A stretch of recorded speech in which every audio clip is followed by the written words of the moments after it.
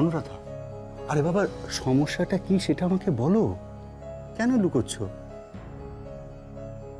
আসলে বিয়ান একটা প্রস্তাব দিয়েছেন, সেটা নিয়ে ভেবে যাচ্ছি।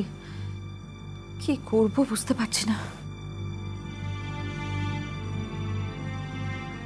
আরে বাবা, প্রস্তাবটা কি সেটা তো বলবে, না হলে সমাধানটা করব কি করে?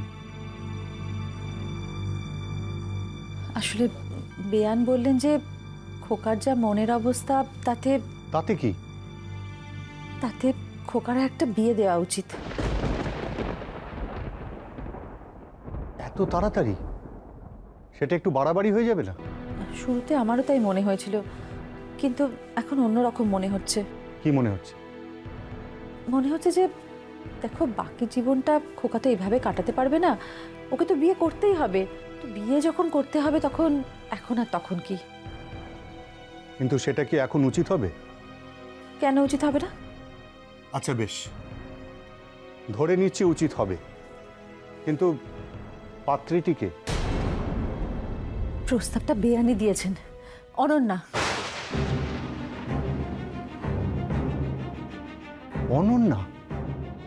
এটা তুমি কি বলছো অনুরাধা? এটা কি করে হয়? কেন হয় না? তাছাড়া তোজবরে খোকাকে কে বিয়ে করবে বলো? আর তোজোরও তো পরিচিতা হতে হবে। আমার কিন্তু মনে হয় না যে খোকা রাজি হবে অনন্যাকে বিয়ে করতে। কেন বলো তো? আমাদের সবার চেনা, বাড়ির লোক। তাছাড়া ও তো তনয়ার বোন।